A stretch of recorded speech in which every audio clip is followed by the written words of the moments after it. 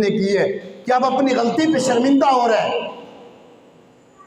امام مسجد کہنے لگا کہ جناب سیٹھ صاحب، میں اس وجہ سے نہیں رو رہا کہ شاید آپ یہ سمجھ رہے ہو کہ پیسے میں نے اٹھائے ہیں اور میں اپنی غلطی پہ شرمندہ ہو رہا ہوں، نہ، بلکہ بات یہ ہے پیسے اڑنے لگے، میں نے پیسے اٹھائے، قرآن میں رکھ دیے، سارا سال قرآن ایسے پڑھا، آپ نے قرآن کھول کے نہیں دیکھا؟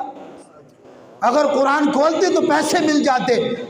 میری آنکھوں میں آنسو اس وجہ سے ہے کہ پورا سال گزر گیا تم نے قرآن نہیں کھولا۔ تو میرے عزیزوں، جو پڑھے ہوئے ہیں وہ پڑھا کریں، وہ تلاوت کیا کریں۔ اللہ کا قرآن ہے، اللہ کا کلام ہے، اللہ کی کتاب ہے، اور جو پڑھے ہوئے نہیں ہیں ویسے ہی کھول کے بیٹھ جایا کرے۔ تم ان الفاظ کو دیکھ رہے ہو کہ جو الفاظ میرے رب کی زبان سے نکل کے آئے ہیں، جو الفاظ جناب جبریل کی زبان سے نکل کے آئے ہیں، اور جو الفاظ میرے محبوب پیغمبر کی زبان سے نکل کے آئے ہیں۔ بہرحال قرآن کے کتنے نام ہیں جی؟ 3: کلام، قرآن، کتاب۔ اچھا، 3 نام ہیں، تو اللہ نے پورے قرآن میں یوں نہیں کہا کہ ذالک القرآن لا ریب فیہ، ذالک الکلام لا ریب فیہ میرے رب نے نہیں کہا، بلکہ اللہ شروع میں کیا کہتے ہیں کہ ذالک الکتاب لا ریب فیہ۔ کتاب کس کو کہتے ہیں؟ کتاب کہتے ہیں کہ لکھی جانے والی۔ میرے رب کو پتا تھا کہ جب جبریل محبوب پیغمبر پہ قرآن لے کے جائے گا، میرا رب جانتا تھا میں بولوں گا تو قرآن بنے گا، جبریل لے کے جائے گا، میرا محبوب پیغمبر پڑھے گا تو قرآن بن جائے گا۔ میرے بولنے پہ کوئی شک نہیں ہے، محبوب پیغمبر کے بولنے پہ بھی کوئی شک نہیں ہے، لیکن ایک زمانہ آئے گا کہ جنہوں نے اس قرآن کو لکھا اور یہ قرآن سے کتاب بنا، ان نفوس قدسیہ کے اوپر شک کیا جائے گا، انہیں برا بھلا کہا جائے گا، انہیں تانا زنی انہیں کی جائے گی، ان کے کردار کے اوپر، ان کی عزت کے اوپر انگلیاں اٹھائی جائیں گی۔ اس لیے میرے رب نے پہلے کہہ دیا کہ لا ریب فیہ، لکھنے والوں میں اور جس کتاب کو لکھا اس کے اندر کوئی شک نہیں ہے۔ سبحان اللہ۔ میری مراد محبوب پیغمبر کے صحابہ ہے، میری مراد محبوب پیغمبر کی جماعت ہے، میری مراد محبوب پیغمبر کے وہ عظیم صحابی ہے کہ جنہوں نے سامنے بیٹھ کر کے آقا کی زیارت بھی کی، محبوب پیغمبر کو دیکھا بھی، اور محبوب پیغمبر کے ہاتھوں سے جام بھی پیے، محبوب پیغمبر کے منہ سے بچا ہوا پانی بھی اپنے جسم میں اتارا۔ اللہ کے ہاں صحابہ کی بڑی قدر ہے، ایمان والوں کے ہاں صحابہ کی بڑی قدر ہے۔ صحابی اس کو کہتے ہیں کہ جس نے ایمان کی حالت میں محبوب پیغمبر کو دیکھا ہو، پھر اسی ایمان کی حالت میں اس کا انتقال ہوا ہو۔ جتنی قدر ہے اللہ قرآن میں کہتے ہیں وَلَا تَطْرُدِ الَّذِينَ يَدْعُونَ۔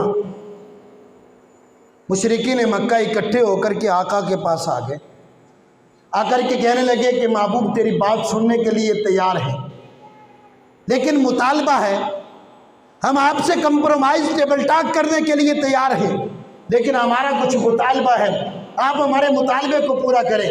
محبوب پیغمبر نے پوچھا کیا مطالبہ ہے؟ کہنے لگے کہ جناب جب ہم آئیں، ہم سردار لوگ آئیں، تو یہ جو بلال آپ کی خدمت میں بیٹھتا ہے، یہ جو طلحہ زبیر بیٹھتے ہیں، یہ جو خباب بیٹھتے ہیں، کل تک تو یہ ہمارے غلام تھے، آج آپ کی مجلس میں بڑے اچھے انسان بن کے بیٹھ گئے، آپ ان کو اٹھا دیا کریں، ہم آپ کی بات سننے کے لیے تیار ہیں، ہم آپ کی بات ماننے کے لیے تیار ہیں۔ ابھی آقا نے کوئی فیصلہ نہیں کیا کہ ان کو اٹھانا ہے یا نہیں اٹھانا ہے۔ اب ذرا توجہ سے سماعت کیجئے، میں ایک مثال دیتا ہوں۔ باہر سے ایک آدمی آتا ہے، میں آپ کے پاس بیٹھا ہوا ہوں، باہر سے ایک آدمی آتا ہے اور آ کر کے کہتا ہے کہ مولانا میری بات سنیں۔ اگر تو میں آپ کے پاس سے اٹھ کر کے چلا گیا، سمجھو کہ آنے والا آپ سے افضل ہے، میں نے آپ کو افضل نہیں سمجھا، آنے والے کو کیا سمجھا ہے؟ افضل سمجھا ہے۔ اگر میں نے آپ کو اٹھا دیا تو پھر بھی میں نے اس کو کیا سمجھا؟ آپ سے بہتر سمجھا۔ اللہ قرآن میں کہتے ہیں بَلَا تَطْرُدِ الَّذِينَ يَدْعُونَ رَبَّهُمْ، محبوب ان کو اٹھانا نہیں ہے، وَاصْبِرْ نَفْسَكَ مَعَ الَّذِينَ يَدْعُونَ رَبَّهُمْ، اور ان کے پاس سے اٹھ کے جانا بھی نہیں ہے۔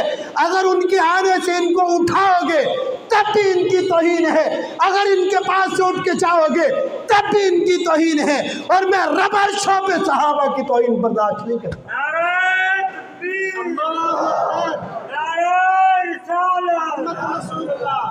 عظمت صحابہ، شان اہل بیت، شان امیر عائشہ صدیقہ، عظمت قرآن، حضرت مولانا قاری سمیع اللہ فاروقی صاحب۔ میں امام الصحابہ کی ایک بات آپ کے سامنے رکھتا ہوں، جو صحابہ کا امام ہے، جسے ابو بکر صدیق کہا جاتا ہے، جس نے سب سے پہلے محبوب پیغمبر کے ہاتھ پہ کلمہ پڑھا، باقی لوگوں نے سوچا، تحقیق کی، پرکھا اللہ کے نبی ہیں یا نہیں ہے، ابو بکر کی ذات وہ ذات ہے، اللہ کے نبی نے کہا تو ابو بکر نے کلمہ پڑھ لیا۔ سبحان اللہ۔ ابو بکر نے تو دوسری بات ہی نہیں کی،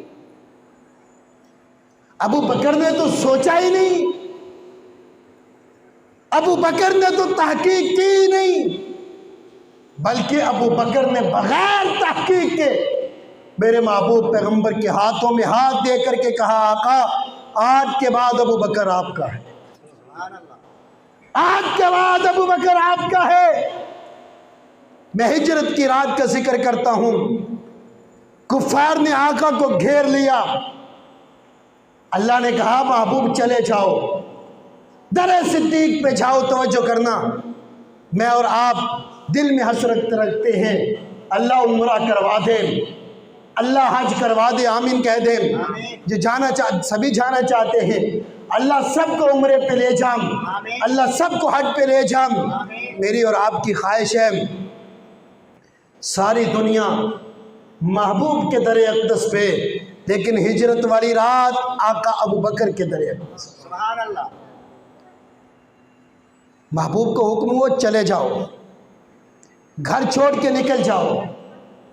جب باہر نکلے وہ ساری رات انتظار میں رہے، تلواریں اور نیزے لے کر کے کھڑے رہے۔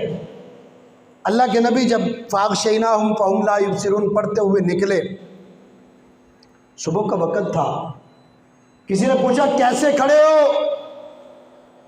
کہنے لگے محبوب پیغمبر کو آج ختم کرنے کے لیے آئے ہیں۔ کہنے والے نے کہا الو کے پٹھو وہ تو تمہارے درمیان میں سے گزر گئے ہیں۔ ذہن میں فوری بات آئی ابو بکر کے در پہ گئے ہوں گے۔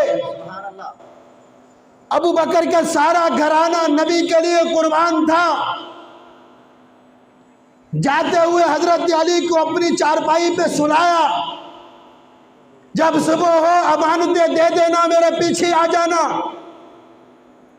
جب دیکھا کہ چلے گئے، چارپائی پہ کوئی لیٹا ہوا ہے، یہ کہتا ہے چلے گئے، چادر اٹھائی تو دیکھا حضرت علی، ابو جہل کہتا ہے قم یا علی، علی اٹھ، نبی کہاں ہے؟ حضرت علی کہتے ہیں چلے گئے۔ ابو جہل کہتا ہے کہاں چلے گئے؟ کہا جہاں جانا تھا وہاں چلے گئے۔ ابو جہل کہتا ہے کہاں جانا تھا؟ کہاں جہاں چلے گئے۔ سبحان اللہ۔ نہیں سمجھے؟ علی نبی کہاں ہے؟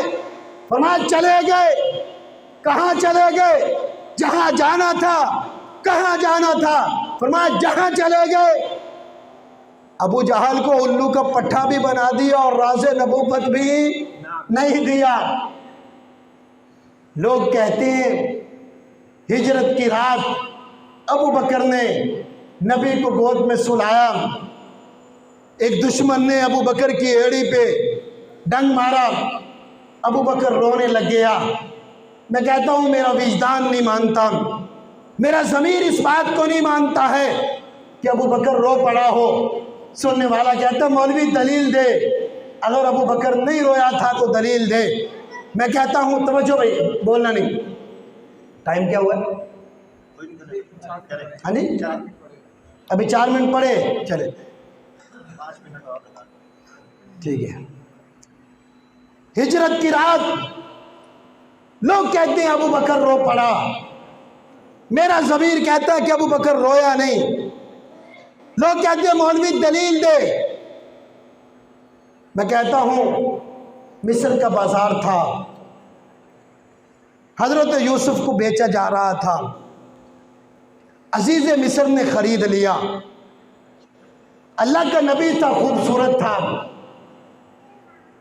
نبی ویسے بھی خوبصورت ہوتا ہے،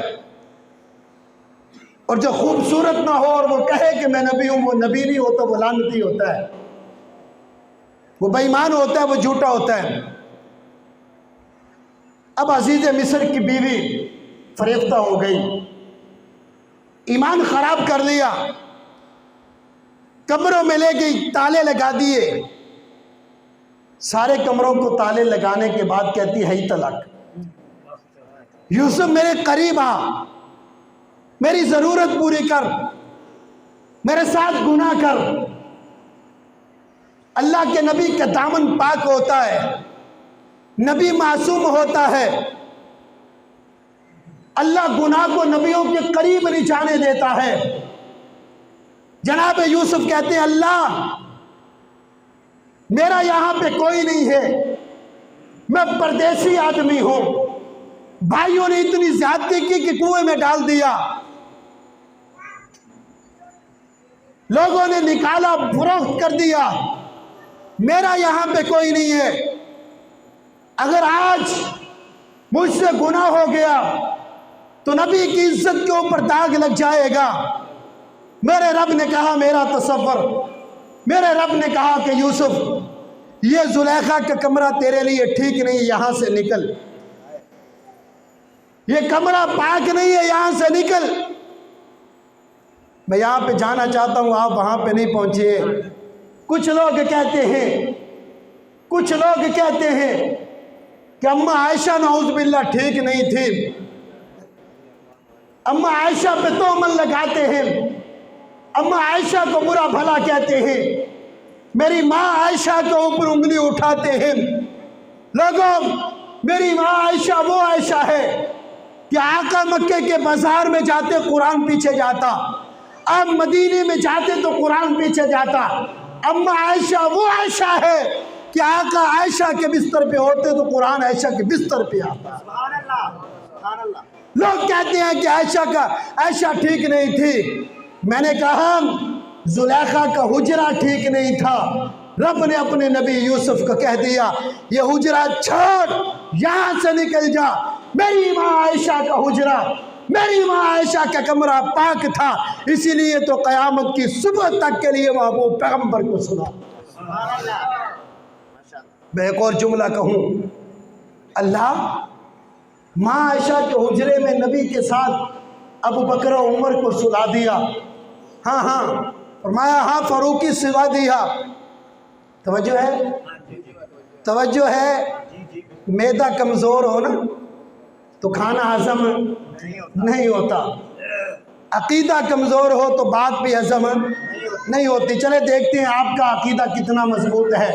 اللہ ابو بکر و عمر کے ساتھ، ابو بکر و عمر کو نبی کے ساتھ سلا دیا، ہاں سلا دیا، اس لیے کہ ابو بکر و عمر غیرت مند ہیں، سلایا اس لیے ہے کہ کل کو کوئی بغیرت یہاں پہ نہ آ جائے، کل کو کوئی بغیرت یہاں پہ نہ آ جائے۔ یوسف نکل، اللہ کیسے نکلوں، دروازے بند ہیں، قبروں کو تالے لگے ہوئے ہیں۔ میرے رب نے کہا کہ یوسف تو صرف یوسف نہیں، صدیق بھی ہے۔ صدیق کس کو کہتے ہیں؟ جس کے لیے خود بخود دروازہ کھل جائے۔ آخری وقت تھا، حضرت ابو بکر کا آخری وقت تھا، کہنے لگے جب میری روح پرواز کر جائے، میری میت کو اٹھانا، محبوب پیغمبر کے در اقدس پہ لے جانا، جا کر کے کہنا آقا آپ کا غلام ابو بکر آیا ہے، دروازہ خود بخود کھل جائے تو نبی کے ساتھ دفن کر دینا، دروازہ نہ کھلے تو بقیع کے قبرستان میں دفن کر دینا۔ ایسے ہی ہوا جب حضرت ابوبکر کی مسجد کو اٹھایا، نبی کے در اقدس پہ رکھا، آواز دی آقا آپ کا غلام ابوبکر آ گیا ہے، دروازہ خود بخود کھل گیا۔ نعرہ تکبیر، اللہ اکبر، نعرہ رسالت، رسول اللہ مصطفیٰ کے ہم سفر۔ صدیق کے لیے خود بخود دروازے کھلتے ہیں۔ یوسف تو صرف نبی نہیں، صرف یوسف نہیں بلکہ تو صدیق بھی ہے، توجہ کرنا، تو صدیق بھی ہے، اور صدیق کے لیے دروازے بول صدیق کے لیے دروازے خود بخود کھل جاتے ہیں۔ جناب یوسف نکلے، دروازہ کھلا خود بخود، اس لیے کہ یوسف صدیق تھے۔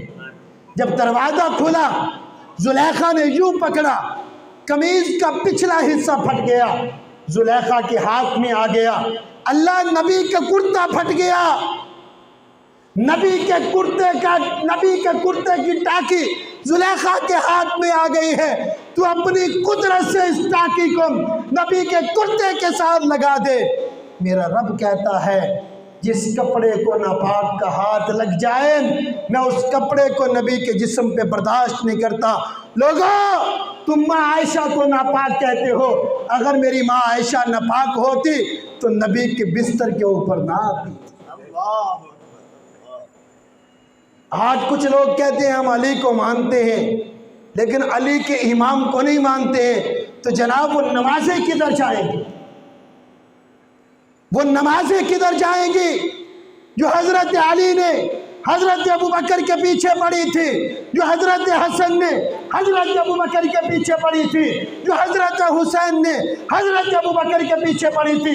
وہ نمازیں کہاں پہ جائیں گی اگر علی کے امام کا انکار کیا جائے گا؟ تو جو ابوبکر کو نہیں مانتا وہ رسول کو نہیں مانتا، جو رسول کو نہیں مانتا وہ بطول کو نہیں مانتا ہے، جو بطول کو نہیں مانتا وہ حسن کو نہیں مانتا ہے، جو حسن کو نہیں مانتا وہ حسین کو نہیں مانتا، جو حسین کو نہیں مانتا وہ علی کو نہیں مانتا، جو علی کو نہیں مانتا وہ پیارا نہیں ہے، اور جو پیارا نہیں ہے وہ ہمارا نہیں ہے، وہ ہمارا نہیں ہے، وہ ہمارا نہیں ہے، جو پیارا نہیں ہے وہ ہمارا نہیں ہے۔ ہاں وہ ہمارا نہیں۔ علی کو مانے گا تو ابوبکر کو ماننا پڑے گا۔ اصحاب کے دشمن سے رعایت نہیں کرتا علی، اصحاب کے دشمن سے رعایت نہیں کرتا، اصحاب ثلاثہ سے بغاوت نہیں کرتا۔ اس شخص کی عزت میرے جوتے سے بھی کم ہے، اس شخص کی عزت میرے جوتے سے بھی کم ہے جو محمد کے صحابہ کی عزت نہیں کرتا۔ جس راہ سے گزرنا ہو میرے پیر عمر نے، جس راہ سے گزرنا ہو میرے پیر عمر نے، شیطان اس راہ میں رکنے کی جرت نہیں کرتا۔ ہم کیسے بھلا چھوڑ دے صدیق کی سنگت، ہم کیسے بھلا چھوڑ دے صدیق کی سنگت۔ مرسل جسے چھوڑ کے ہجرت نہیں کرتا، مرسل جسے چھوڑ کے ہجرت نہیں کرتا۔ کہتا ہے کہ ماں عائشہ کی شان کہاں ہے، کہتا ہے کہ میں عائشہ کی کہتا ہے کہ ماں عائشہ کی شان کہاں ہے، سبحانک ھذا کی تلاوت نہیں کرتا۔ کہتا ہے ماں عائشہ کی شان کہاں ہے، سبحانک ھذا کی تلاوت نہیں کرتا۔ تم چپ رہو اصحاب پہ، میں تم پہ ہوں چپ، تم چپ رہو اصحاب پہ، میں تم پہ ہوں چپ۔ حالانکہ میں کتوں کی تجارت نہیں کرتا، حالانکہ عمل چنگا لگتا ہے جی ادا چنگی ہوئے، عمل چنگا لگتا ہے جی ادا چنگی ہوئے، شرم چنگی ہوئے، حیا چنگی ہوئے۔ دلیلاں تے ثبوتاں دی ضرورت کوئی نہیں ہے، دلیلاں تے ثبوتاں دی ضرورت کوئی نہیں ہے۔ صدیق چنگا لگتا ہے جی ماں چنگی ہو، صدیق چنگا لگتا ہے جی ماں چنگی ہوئے۔ صدیق علی کا امام، صدیق حسن کا امام، حضرت صدیق اکبر حضرت حسن و حسین کو اٹھاتے تو چوما کرتے تھے، چومتے تھے۔ کسی نے پوچھا کیوں چومتے ہو؟ فرمایا نبی کی خوشبو آتی ہے۔ سبحان اللہ۔ کیوں چومتا ہوں؟ نبی کی خوشبو آتی ہے۔ صحابہ ہمارے ایمان کا حصہ، ہم صحابہ سے بھی محبت کرتے ہیں، اہل بیت سے بھی محبت کرتے ہیں۔ اگر کوئی یوں کہے کہ اہل بیت کو تو مانتا ہوں صحابہ کو نہیں مانتا، وہ مومن نہیں ہو سکتا ہے۔ اور جو کہتے ہیں صحابہ کو مانتا ہوں اہل بیت کو نہیں مانتا، وہ مومن نہیں ہو سکتا۔ مومن اہل بیت کو بھی مانتا ہے اور مومن صحابہ کو بھی مانتا ہے۔ مومن اہل بیت کو بھی مانتا ہے، مومن صحابہ کو بھی مانتا ہے۔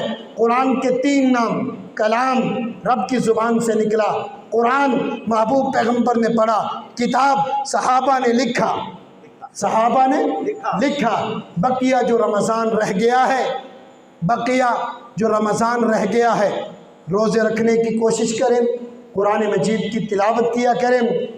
رمضان نیکیوں کے سیزن کا مہینہ ہے۔ بہت سارے واقعات تھے، بہت سارے موضوعات تھے۔